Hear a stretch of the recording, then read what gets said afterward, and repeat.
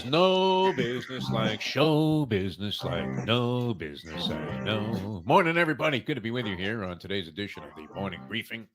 I had to break into song to try and combat the anxiety that I'm feeling right now. Jeff DeForest, along with Mike Lubie Lubitz here on nofilter.net. And very happy to have you guys along for the ride.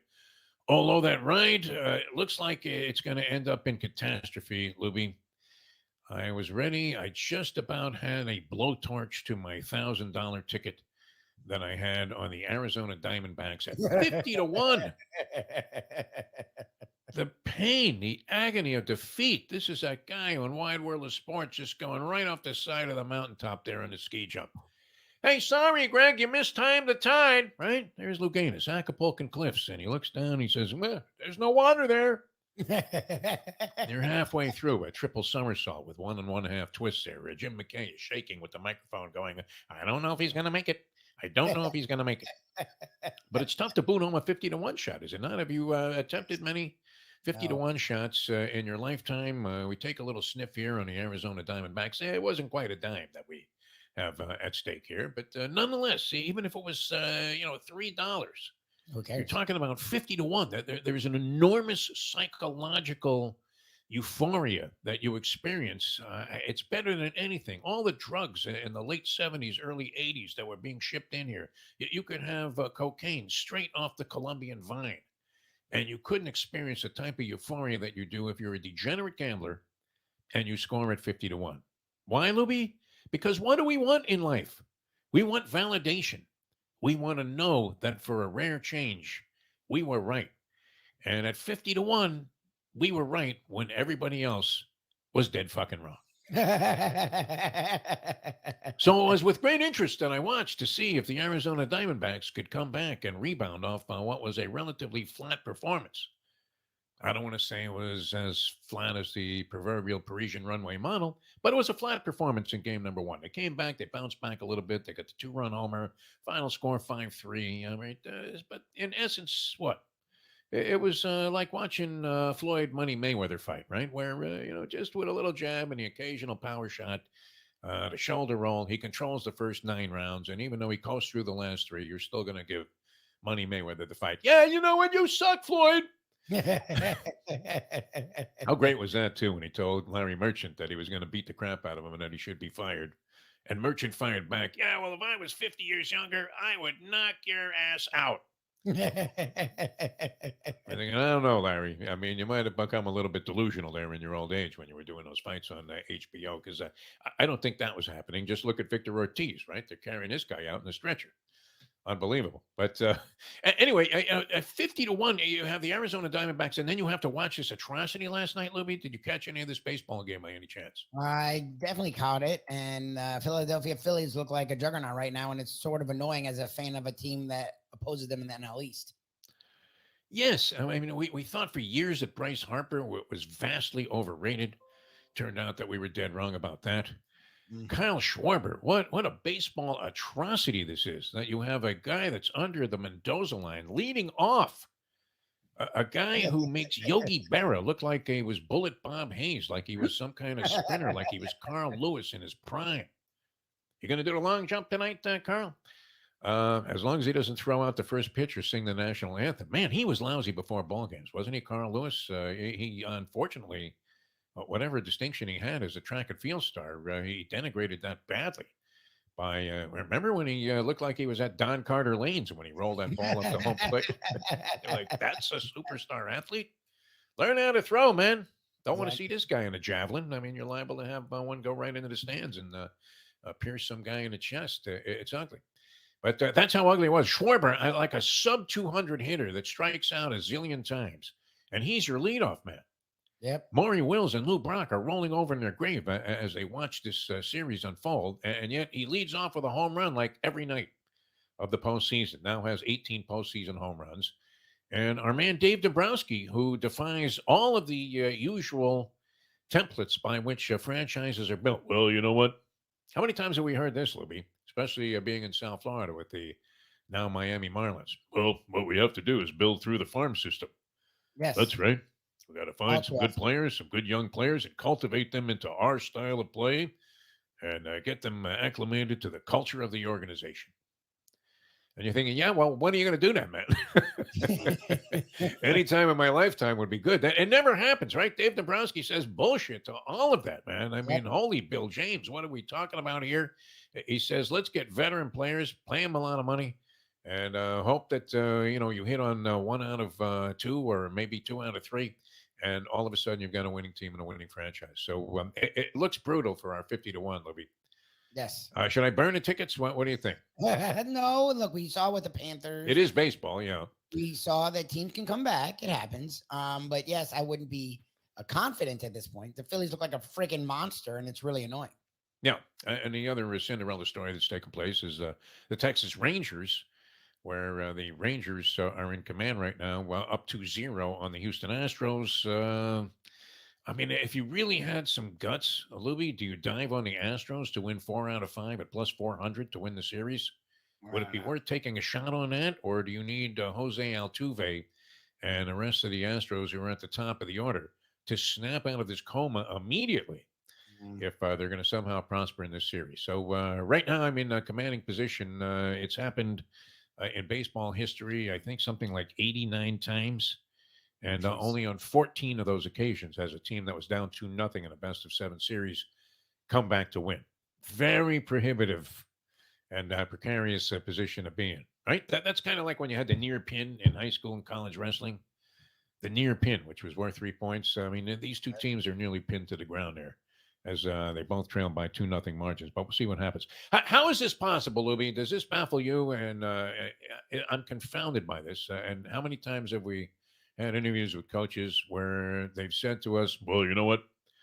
We sleep here all day, 24 hours a day. We eat all of our meals right here in the meeting room. We have 100 meetings every week before we ever enter into the actual competition in a game.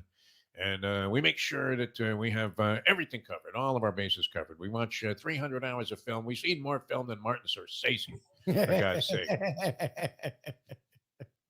Guys are so sick. That wasn't Scorsese, was it? But anyway, yeah, I mean, they spend all of their waking hours, 365 days a year at the office, trying to figure out what's going on, strategies, things like that. And then, as we alluded to, I mean, confounding bonehead decisions, bozoic maneuvers that cost teams games come from these very same coaches. What are they doing there all day? I'm glad you didn't make that gesture. I just have no idea. How could you not understand the most basic and simplistic fundamentals of clock management, time management, strategies, end game, closeout strategies?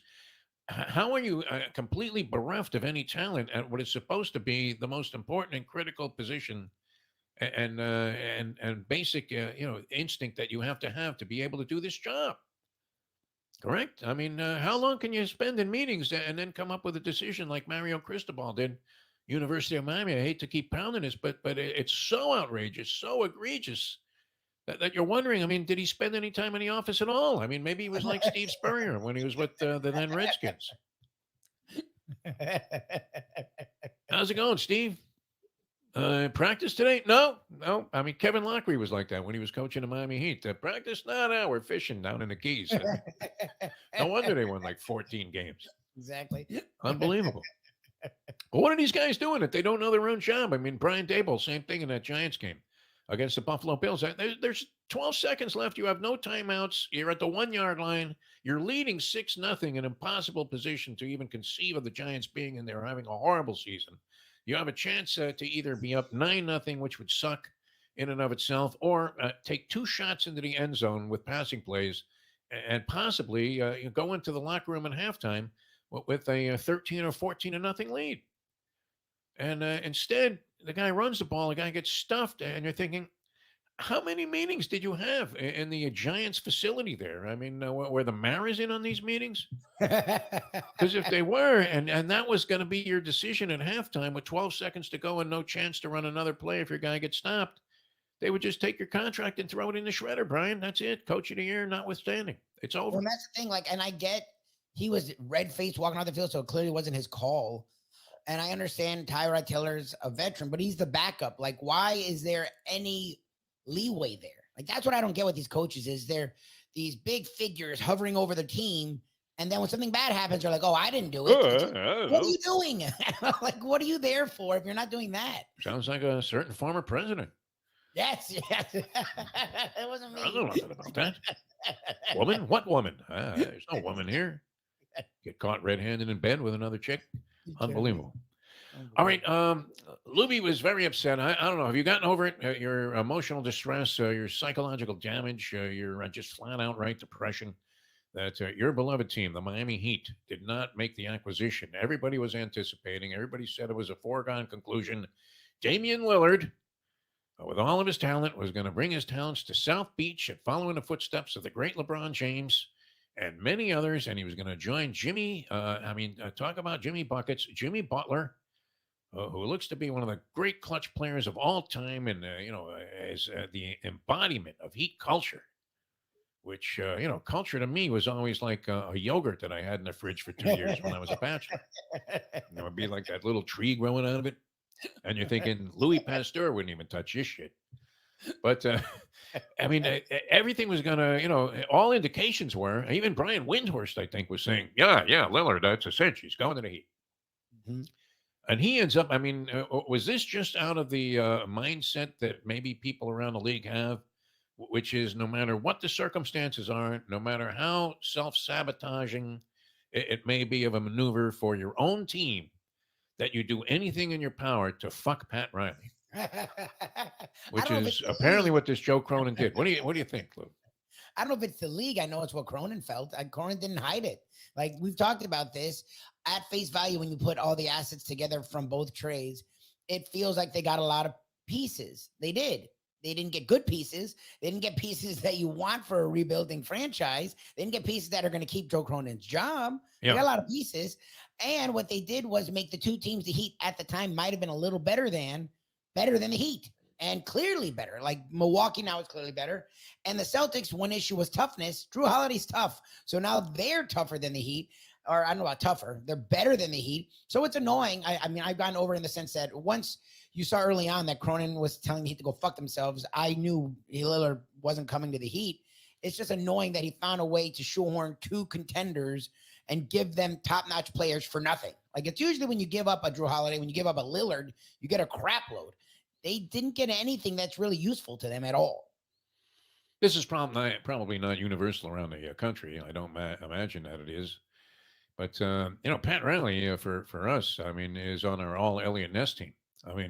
He's untouchable. You should not ever have anything negative to say about Pat Riley and his tenure. Outside of the fact that I thought that was one of the most bogus portrayals of an individual in winning time. They made Pat Riley look like what was just some clown on that show, right? You thought it was Bob Goldthwait or whatever that.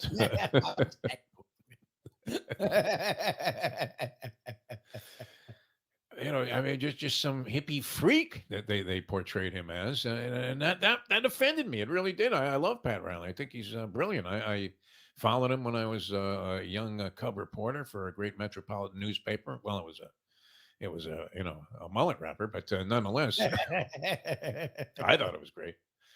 Proudly representing the Ontario Daily Report in Ontario, California, and he was at that time the color analyst for Chick Hearn play-by-play broadcast, only to then surface surprisingly under bizarre circumstances as the head coach of the team, as portrayed in Winning Time. Although I don't know if it actually played out exactly as they depicted it. Did they take a little creative license with that show, Lubie? Yeah, Would you say? they openly admitted they took dramatic license, but Riley's supposedly nose looked like Joe Pepitone, didn't it? The old the Yankee. look isn't an exact Unbelievable. Yeah, it was an ugly portrayal. But, I don't know if it's universal around the country, but we come to Riley's defense at virtually all times. No. Nationally, it's the opposite. Nationally, they're sick of the Heat and they hate the Heat. It's Yeah, pretty clear. he suffered a lot of indignities, too. That time that LeBron stiffed him at the Circus in Las Vegas, how indignant was that? Riley's sitting there. Did you ever see the clientele in the casino at the Circus? Never mind the steakhouse, which is pretty good. You're going to put Pat Riley ensconced in cigarette smoke? some lady's got just the filter of the cigarette left, and the rest is all ash, and she's got lipstick smeared over her, top lip, and goes, "Say, buddy, can you squeeze me a 20?" There's Pat Riley in an Armani suit, looking resplendent as always, as if he just stepped off the cover of GQ, and he's waiting for LeBron, who's not going to show up. Are you kidding me? Meanwhile, LeBron's on a plane to the Bahamas somewhere with Dwayne Wade, and they're laughing at Pat Riley. This man should not have to suffer these kind of indignities, but it does seem like Cronin really went out of his way to stick it to him. The other thing, too, one of my favorite aspects of the NBA, Louis, is when you have to trade for guys that are deceased because you want their expiring contract. So that'll be the other issue to watch here. We'll see what kind of brilliant executive our man Pat Riley is. If he can unload the contract of Kyle Lowry, a dead man, that'll be better than when he dumped Shaq with $60 million left to go. Because Shaq was a bloated, not even a slight semblance of his former self there. And somehow he talked somebody into picking up the money, which at that time was big. Now it would only buy you like a backup point guard for like a half a season. All right, we have to run. That's today's edition of the morning briefing. Tough to boot home those 50-1 shots. Almost impossible. Arizona looking like absolute dead meat in this battle. I mean, that's that horse that you bet that took a 6-length lead there, and you're all hyped up and go, "I got him at 50-1." And then slowly he turned step by step and went completely backwards like a Rossi in the Breeders' Cup, and just shuffled right to the back of the pack. And that's going to be it there. The real contenders now are starting to surface.